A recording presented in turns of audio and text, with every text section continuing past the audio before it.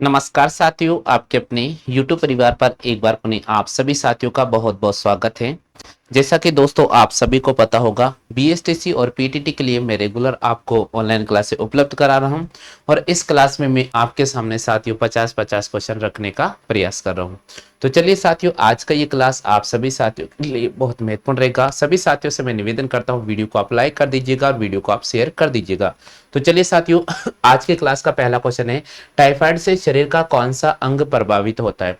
Option दे रखा है यकृत, बी ऑप्शन दे रखा आंत, सी ऑप्शन दे रखा अमाशय और डी ऑप्शन दे रखा अग्नाशय। अगर साथियों आपको इस क्वेश्चन का आंसर आता है तो जल्दी से आप कमेंट बॉक्स में छाप दीजिएगा।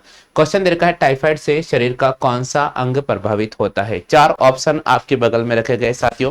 पहले ऑप्शन की अगर मैं बात करता हूं तो आपको दे रखा साथियों यकृत, दूसरा ऑप्शन की बात करता हूं आंत, तीसरा ऑप्शन की बात करता हूं अमाशय, चौथे ऑप्शन की बात करता हूं अग्नाशय। बिल्कुल, यहां पर इस क्वेश्चन का जो सही जवाब करना होगा साथियों, वो होगा हमारे पास में ए ऑप्शन। टाइफाइड से शरीर का कौन सा अंग प्रभावित होता है?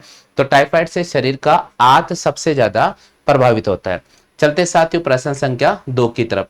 प्रश्न संख्या 2 बोल रहा है, शिमला समझौता निम्नलिखित में से कब हुआ था? 1942 ईस्वी, बी ऑप्शन की बात करता हूं साथियों, पहला ऑप्शन दे रखा 1942 ईस्वी, बी ऑप्शन की बात करता हूं 1945 ईस्वी, सी ऑप्शन की बात करता हूं 1946 ईस्वी और डी ऑप्शन की अगर मैं बात करता हूं 1949 ईस्वी। बिल्कुल, अगर साथियों आपको इस क्वेश्चन का आंसर आ रहा है तो बिल्कुल आप टाइप कर दीजिएगा, शिमला समझौता निम्नलिखित में से कब आयोजित हुआ था?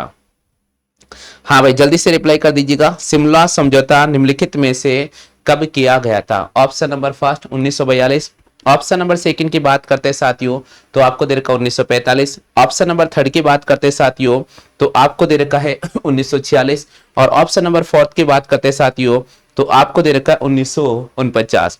बिल्कुल रिप्लाई कर दीजिए साथियों, आंसर क्या होगा?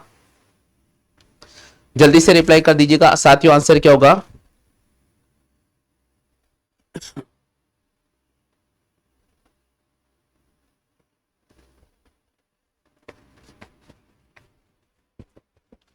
बिल्कुल, यहां पर सभी साथियों ने सही जवाब देने का प्रयास किया है। दोस्तों यहां पर इस क्वेश्चन का सही जवाब होगा, शिमला समझौता कब हुआ था? शिमला समझौता 1945 को हुआ था। शिमला समझौता कब हुआ था साथियों? 1945 को हुआ था। तो यहां पर हमें राइट करना होगा साथियों 1945 को। बिल्कुल, इस क्वेश्चन का जो सही जवाब होगा साथियों वो हो जाएगा 1945। शिमला समझौता कब हुआ था? शिमला समझौता हुआ था 1945 में। चलते साथियों नेक्स्ट क्वेश्चन की तरफ। प्रश्न संख्या 3 है, प्रथम राष्ट्रमंडल खेल का आयोजन कौन से देश में हुआ था? प्रथम राष्ट्रमंडल खेल का आयोजन निम्नलिखित में से कौन से देश में हुआ था? Option number first, option number first बोल रहा है कनाडा, ऑप्शन नंबर सेकंड दे रखा भारत, ऑप्शन नंबर थर्ड दे रखा फ्रांस और ऑप्शन नंबर फोर्थ दे रखा है जापान। दोस्तों यहां पर क्वेश्चन कह रहा है कि प्रथम राष्ट्रमंडल खेल का आयोजन कब हुआ था? तो दोस्तों प्रथम राष्ट्रमंडल खेल का आयोजन कौन से देश में हुआ था? तो यहां पर हमें राइट करना होगा कनाडा को। बिल्कुल, प्रथम राष्ट्रमंडल खेलों का आयोजन कौन से देश में हुआ था? तो प्रथम राष्ट्रमंडल खेलों का जो आयोजन हुआ था वो हुआ था साथियों कनाडा में। कहां पर हुआ था? कनाडा में। तो इस क्वेश्चन का सही जवाब करना पड़ेगा आपको यहां पर कनाडा को। इस क्वेश्चन का सही जवाब करना होगा साथियों कनाडा को। चलते नेक्स्ट क्वेश्चन। योजना आयोग की स्थापना कब की गई थी या योजना आयोग का गठन कब किया गया था? हाँ भैया, क्वेश्चन दे रखा है योजना आयोग की स्थापना कब की गई थी, या क्वेश्चन ये भी आ सकता है कि योजना आयोग का गठन कब किया गया था। देखते हैं आप में से कितने साथी हैं जो इस क्वेश्चन का सही जवाब दे पाते हैं। बिल्कुल जल्दी से जवाब दीजिएगा, योजना आयोग की स्थापना कब की गई थी?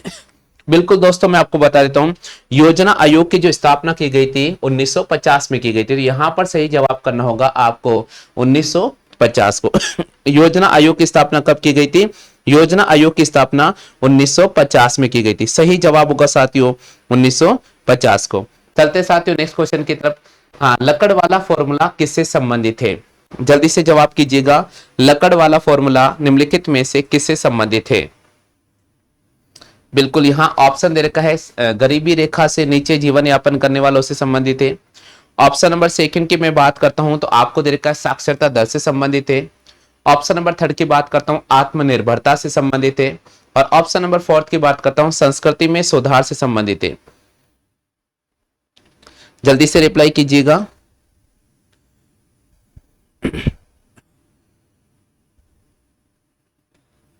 बिल्कुल, यहां पर इस क्वेश्चन का सही जवाब दिया है यहां पर इस क्वेश्चन का बिल्कुल आपने सही जवाब दिया है। गरीबी रेखा से नीचे जीवन यापन करने वाले लोगों से संबंधित है लकड़ वाला फॉर्मूला। चलते साथियों, नेक्स्ट क्वेश्चन है, चांद बावड़ी राजस्थान में निम्नलिखित में से कौन से स्थान पर स्थित है?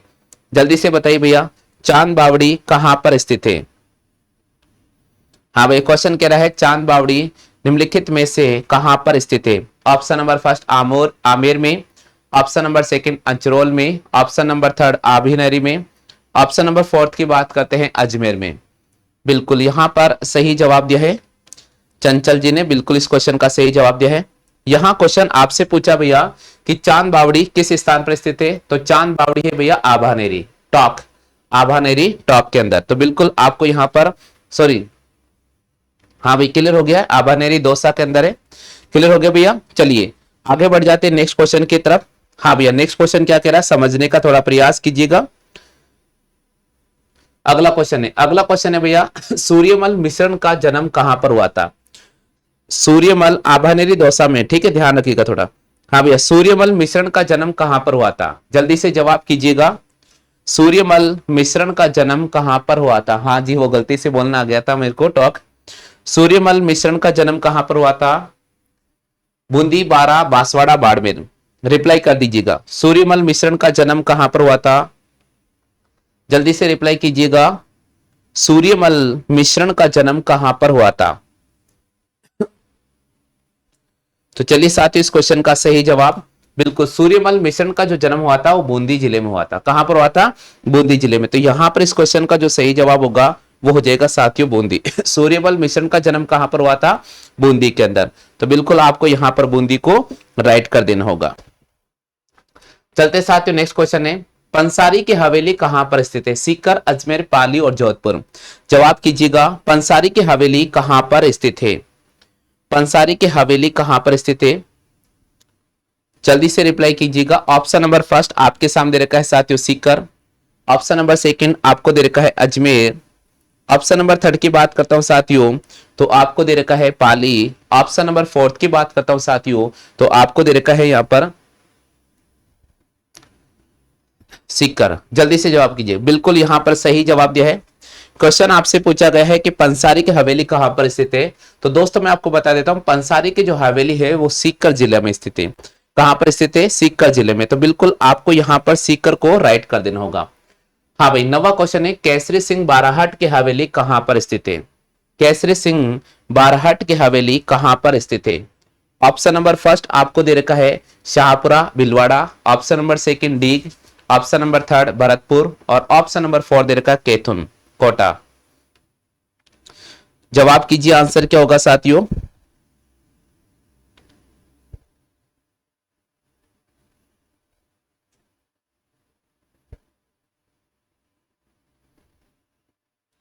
हाँ भाई, सभी साथियों का आंसर आना चाहिए।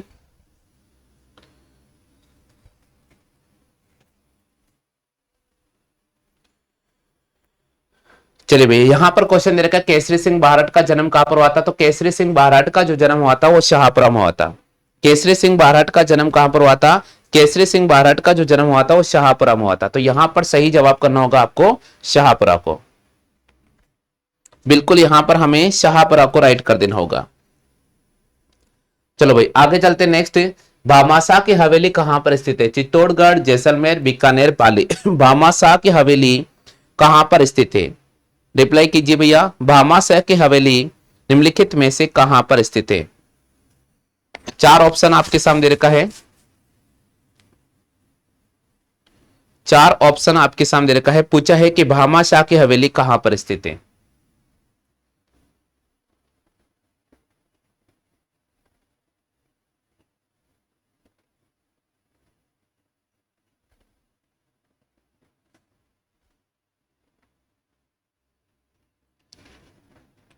बिल्कुल यहां पर जवाब देने का प्रयास किया है चंचल जी ने। भामाशाह की हवेली कहां पर स्थित है? तो दोस्तों मैं आपको बता देता हूं भामाशाह की जो हवेली है चित्तौड़गढ़ जिला में स्थित है। भामाशाह की हवेली कहां पर स्थित है? तो आपको राइट करना होगा चित्तौड़गढ़ जिले में। बिल्कुल चित्तौड़गढ़ जिले को यहां पर राइट कर देना होगा। आगे बढ़ जाते हैं साथियों, नेक्स्ट क्वेश्चन है, महाराणा प्रताप की छतरी कितने खंभों की है? 16 खंभों की, 12 खंभों की, 8 खंभों की, 32 खंभों की। महाराणा प्रताप की हवेली कितने खंभों की है? सॉरी, महाराणा प्रताप की जो छतरी है वो कितने खंभों की है?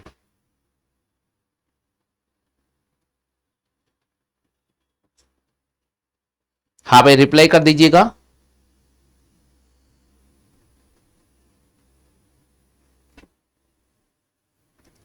बिल्कुल यहां पर सही जवाब दिया है। दोस्तों मैं आपको बता देता हूं, महाराणा प्रताप की जो छतरी है वो 8 खंभों की है। महाराणा प्रताप की छतरी है कितने खंभों की? महाराणा प्रताप की जो छतरी है वो 8 खंभों की है। तो यहां पर हमें 8 खंभों को राइट कर देना होगा। हाँ भाई, नेक्स्ट क्वेश्चन है 12वां, निम्न में से कौन से अंत्य प्रवाहित नदी नहीं है? साबी, कातली, बापनी और काकनी। जल्दी से बताओ भाई, इनमें से कौन सी नदी है जो अंत्य प्रवाहित नदी नहीं है? निम्नलिखित में से कौन सी नदी अंत्य प्रवाहित नदी नहीं है? चार ऑप्शन आपके सामने रखे गए हैं। पहला ऑप्शन की बात करते हैं, आपको दे रखा साबी, सेकंड ऑप्शन है कांतली, थर्ड ऑप्शन है वापनी और फोर्थ ऑप्शन है कांकनी। तो बिल्कुल यहां पर सही जवाब करना होगा साथियों, वापनी को। निम्नलिखित में से कौन सी नदी अंत्य प्रवाहित नदी नहीं है? तो वापनी नदी एक प्रकार से अंत्य प्रवाहित नदी नहीं है। चलो भाई, 13वां प्रश्न है, राजस्थान में ऊर्जा एजेंसी की स्थापना कब की गई थी? ऑप्शन है 1985, 1995, 1983 और 1992। तो दोस्तों इस क्वेश्चन का सही जवाब होगा, राजस्थान में ऊर्जा एजेंसी की स्थापना 1985 में की थी। 1985 में राजस्थान के अंदर ऊर्जा एजेंसी की स्थापना की गई थी। तो यहां पर राइट करना होगा साथियों 1985 को। चलते साथियों नेक्स्ट क्वेश्चन की बात करते हैं। प्रश्न संख्या 14, उदयपुर में सहेलियों की बाड़ी का निर्माण निम्नलिखित में से किन्होंने कराया था? महाराणा संग्राम सिंह ने, महाराणा राज सिंह ने, महाराणा फतेह सिंह ने, एक ऑप्शन दे रखा महाराणा भोपाल सिंह ने। तो दोस्तों इस क्वेश्चन का सही जवाब करना होगा कि उदयपुर में सहेलियों की बाड़ी का जो निर्माण है महाराणा संग्राम सिंह ने करवाया था। चलते साथियों अगले क्वेश्चन की तरफ। गेब सागर झील कहां पर स्थित है? बांसवाड़ा, अजमेर, माउंट आबू और डूंगरपुर। दोस्तों आपको ध्यान रखना है यहां पर लिखा हुआ गेब सागर झील कहां पर है, तो आपको देखते आंसर आ जाएगा। गेब सागर जो झील है वो डूंगरपुर जिले में स्थित है।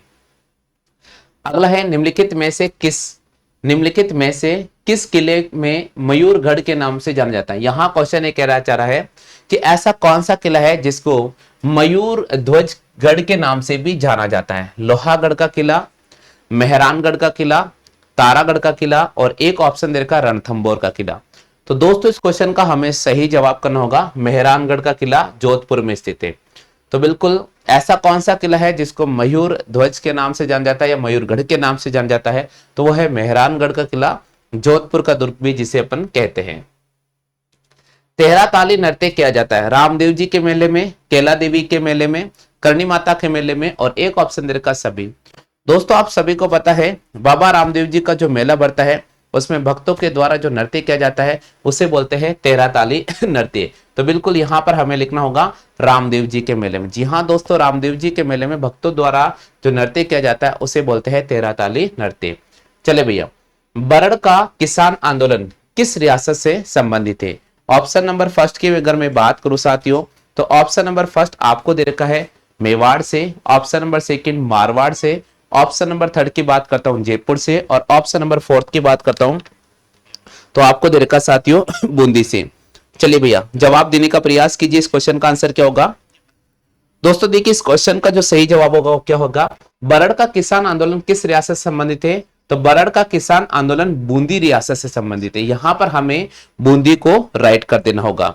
चलते साथियों नेक्स्ट क्वेश्चन की तरफ। प्रश्न संख्या 19 से, मालानी की पहाड़ी कहां पर स्थित है? पाली और बाड़मेर जिले में, जालोर और पाली जिले में, जालोर और बाड़मेर जिले में, पाली और जोधपुर जिले में। बहुत ही महत्वपूर्ण क्वेश्चन है। मालानी की पहाड़ी कहां पर स्थित है? तो मैं आपको बता देता हूं, मालानी की जो पहाड़ी है वो जालोर और बाड़मेर जिले के अंतर्गत आती है।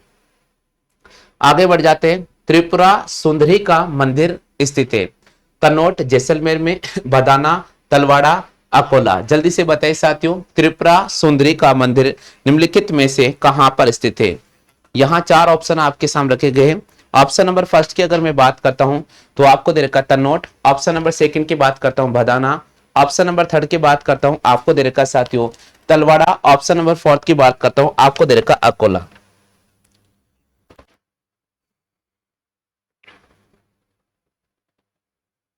बिल्कुल देखिए जल्दी से टाइप करने का प्रयास कीजिएगा।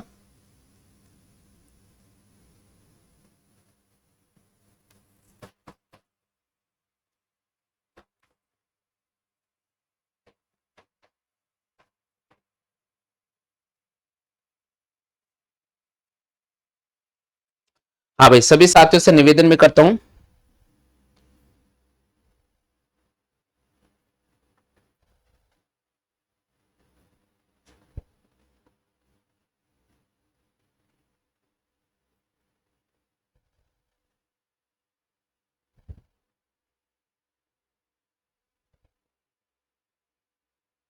जल्दी से बताइए भैया आंसर क्या होगा। बिल्कुल यहां पर सही जवाब देने का प्रयास किया है। यहाँ क्वेश्चन है त्रिपुरा सुंदरी का मंदिर है तनोट, भदाना, तलवाड़ा, अकोला। तो यहां पर हमें सही जवाब करना होगा साथियों तलवाड़ा को। त्रिपुरा सुंदरी का मंदिर है तलवाड़ा के अंदर। ठीक है भैया, आगे चलते हैं प्रश्न संख्या 21 की तरफ। राजस्थान की अंतरराष्ट्रीय सीमा की कुल लंबाई है 1050 किलोमीटर, 1080 किलोमीटर, 1070 किलोमीटर और 1090 किलोमीटर। तो दोस्तों आपको पता है राजस्थान की अंतरराष्ट्रीय सीमा की कुल लंबाई कितनी है। तो राजस्थान की अंतरराष्ट्रीय सीमा की जो कुल लंबाई है वो 1070 किलोमीटर है। यहां पर हमें सी ऑप्शन पर राइट करना होगा। चलते साथ नेक्स्ट क्वेश्चन है निम्नलिखित में से कौन सा सम्मिलित नहीं है। आपको चार ऑप्शन दे रखे हैं, आपको बताना इनमें से कौन सा सम्मिलित नहीं है। ऑप्शन नंबर फर्स्ट सोनारगढ़ का किला त्रिकुट की पहाड़ी पर स्थित है क्या। ऑप्शन नंबर सेकंड मेहरानगढ़ का किला चिड़िया टूक की पहाड़ी पर स्थित है क्या। सी ऑप्शन है तारागढ़ का किला नाग पहाड़ी पर स्थित है क्या। डी ऑप्शन दे रखा है चित्तौड़गढ़ का किला मेसा के पठार पर स्थित है। तो दोस्तों यहां पर मैं बात करता हूं सबसे पहले कि सोनारगढ़ का किला त्रिकुट की पहाड़ी पर स्थित है, ये बात तो बिल्कुल सत्य है। तो ये बात तो साथियों हमारे पास में सत्य है। नेक्स्ट है मेहरानगढ़ का किला चिड़िया टूक पहाड़ी बिल्कुल जोधपुर में स्थित है, ये बात भी हमारे पास में सत्य हो गई। लेकिन तारागढ़ का किला नाग पहाड़ी पर नहीं है, तारागढ़ का किला है गढ़ बीटली पहाड़ी पर, गढ़ बीटली पहाड़ी पर। तो ये थोड़ा ध्यान रखिएगा, गढ़ बीटली पहाड़ी पर हमें यहाँ पर राइट करना होगा। तो ये निम्नलिखित में से कौन सा असम्मिलित है, यहाँ पर गलत कौन सा है, तो हमें यहाँ पर सी ऑप्शन पर राइट करना होगा। बाकी चित्तौड़गढ़ का किला मेसा के पठार पर स्थित है। चलते भाई आगे प्रश्न संख्या 22 की तरफ। आंसर हो गया है 23वां है महाराजा मान सिंह पुस्तक संग्रहालय कहां पर स्थित है। चित्तौड़गढ़ में, मेहरानगढ़ में, कुंभलगढ़ में, जालोर के अंदर। यहां क्वेश्चन कह रहा है महाराजा मान सिंह पुस्तक संग्रहालय कौन से दुर्ग में स्थित है। चित्तौड़गढ़ के दुर्ग में, मेहरानगढ़ के दुर्ग में, कुंभलगढ़ के दुर्ग में, जालोर के दुर्ग में। तो यहां पर हमें सही जवाब करना होगा साथियों मेहरानगढ़ के दुर्ग में।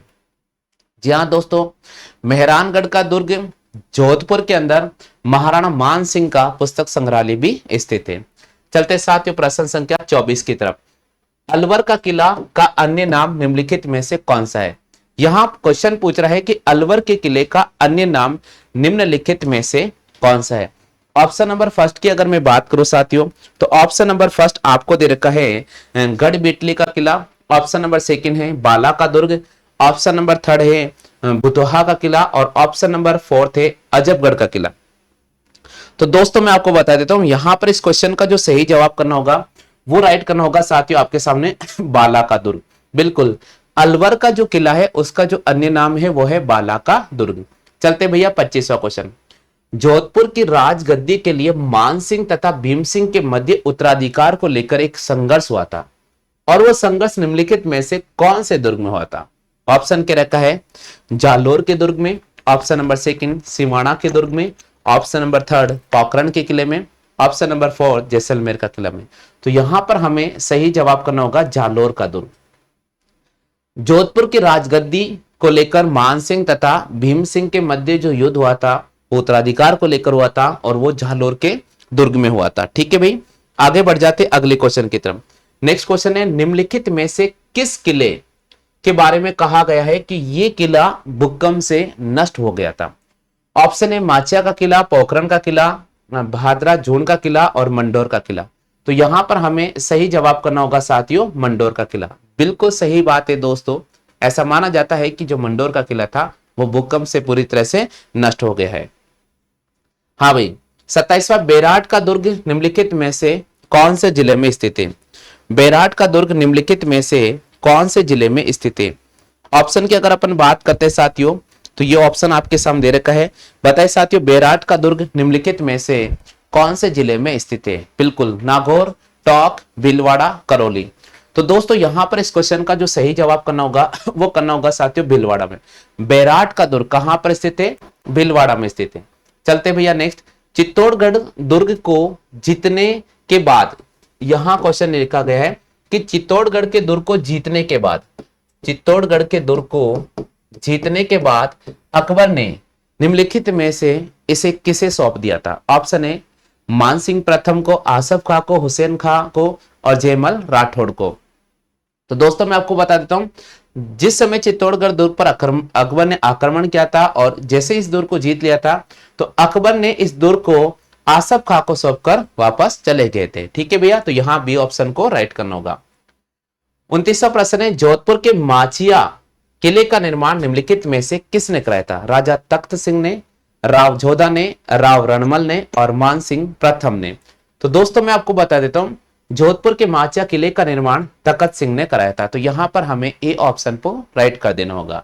चलते भैया प्रश्न संख्या 30, अलवर के किले का निर्माता निम्नलिखित में से किसको माना जाता है? तो अलवर के किले का निर्माता माधो सिंह प्रथम, सवाई उदय सिंह, हसन खां मेवाती और राव जोधा। दोस्तों मैं आपको बता देता हूं, अलवर के किले का जो निर्माता है हसन खां मेवाती को जाना जाता है। तो हम यहां पर राइट कर देंगे साथियों ऑप्शन संख्या सी पर। चलते हैं भैया नेक्स्ट, राजस्थान के पहले आयुर्वेदिक चिकित्सा केंद्र हेल्थ एंड वेलनेस सेंटर का शिलान्यास कौन से स्थान पर किया गया था? करणपुर, खिमसर, खमनोर, कोटरा। तो दोस्तों इस क्वेश्चन का सही जवाब करना होगा आपको खमनोर। बिल्कुल, राजस्थान के पहले आयुर्वेदिक चिकित्सा केंद्र हेल्थ एंड वेलनेस सेंटर का जो उद्घाटन किया गया था वो खमनोर में किया गया था। नेक्स्ट है भैया, राष्ट्रीय सहकारी मसाला मेला 2022 का आयोजन कहां पर किया गया था? ऑप्शन है अलवर, धौलपुर, जयपुर, चित्तौड़गढ़। तो यहां इस क्वेश्चन का हमें सही जवाब करना होगा साथियों जयपुर को। बिल्कुल दोस्तों, राष्ट्रीय सहकारी मसाला मेला 2022 का आयोजन तो जयपुर में हुआ था। नेक्स्ट है साथियों, अप्रैल 2022 में डीआरडीओ टैंक रोधी निर्देशित मिसाइल हेलिना का एक सफल परीक्षण किया गया था। और ये सफल परीक्षण कहां पर किया गया था? तो इसका सही जवाब करना होगा साथियों पोखरण के अंदर। कहां पर किया गया था? पोखरण के अंदर किया गया था। हाँ भाई, अगला क्वेश्चन है, राजस्थान पर्यटन विभाग ने किस संस्थान के सहयोग से फोक सफर एक आयोजन किया था? यूनेस्को, आईएमएफ, यूनिसेफ और आसियाना। तो यहां पर सही राइट करना होगा साथियों यूनेस्को को। जी हाँ दोस्तों, यूनेस्को के साथ मिलकर राजस्थान ने हाल ही में फोक सफर आयोजन किया गया था 2022-23 में। नेक्स्ट है, थार महोत्सव का आयोजन कहां पर किया जाता है? जैसलमेर, बाड़मेर, जयपुर और बीकानेर में। दोस्तों यहां पर इस क्वेश्चन का सही जवाब करना होगा बाड़मेर में, 2022 में बाड़मेर में किया गया था और थार महोत्सव का आयोजन जैसलमेर, बाड़मेर में होता है। राजस्थान का प्रथम वर्चुअल कोर्ट ई उद्घाटन निम्नलिखित में से किन्होंने किया था? एस शिंदे ने, टीकाराम जूली ने, अशोक गहलोत ने, वसुंधरा राजे ने। तो हमें यहां पर राइट करना होगा साथियों एस शिंदे ने। जी हाँ दोस्तों, राजस्थान के प्रथम वर्चुअल कोर्ट ई का जो उद्घाटन किया है एस शिंदे के द्वारा किया गया है। निम्न में से किस देवता ने राव जोधा को मंढोर विजित करने में सहायता प्रदान की थी? हड़बू जी ने, मेहाजी, मांगलिया जी ने, मल्लीनाथ जी ने, रामदेव जी। आप सभी को पता है हड़बू जी महाराज का आशीर्वाद लेकर राव जोधा ने मंडोर को विजित किया था।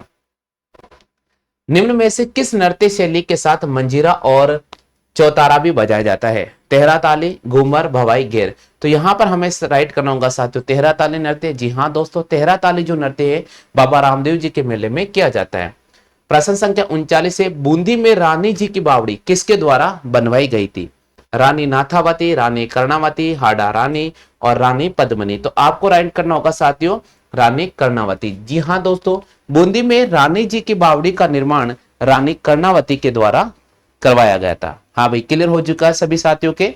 चलते भाई अगले क्वेश्चन की तरफ।